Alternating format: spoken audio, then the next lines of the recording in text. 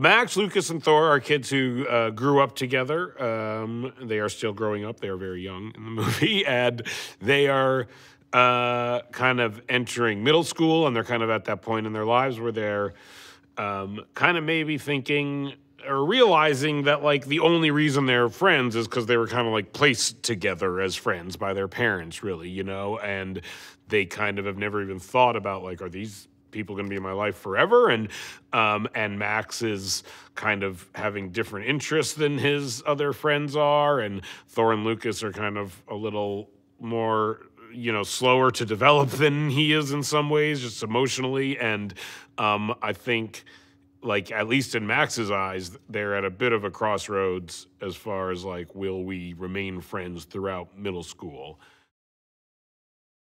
Lucas is really like finding what he loves, and it seems to be rules. And he's confronting like very hard, sad, emotional things that the other guys are like not dealing with at all. So he feels like very alone in that.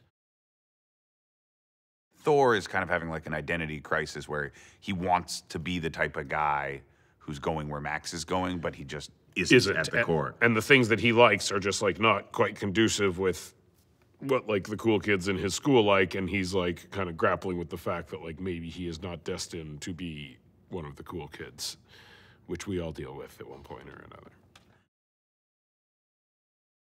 The main character Max, his story really shows that like it's the first time when you're becoming when you enter puberty where like this little voice in your head is just like telling you to do things, and it's making you act like a nutcase, and he portrays that really well, and the character's journey is kind of propelled by that oncoming of puberty. Yes.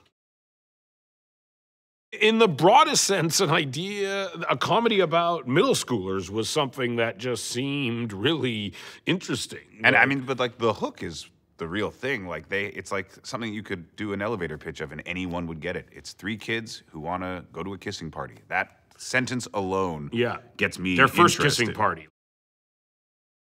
To us, it was like a natural extension of the themes and ideas that we knew we were kind of, that we liked and that we were drawn to. And it was different enough that it felt incredibly new and fresh. And I think the idea of like just it being about like 12-year-olds was completely, just contextualizes everything so differently.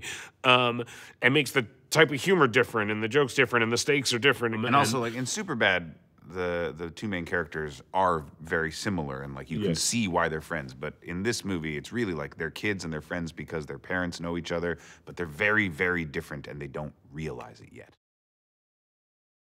These ideas are 100% universal and timeless, and everyone, the specifics are different, social media, things like that, but the idea of insecurity and like wanting to be someone you're not and hoping to become someone that you haven't become yet and wondering what your life is going to be like and who you're going to be surrounded by, all that is like 100% universal.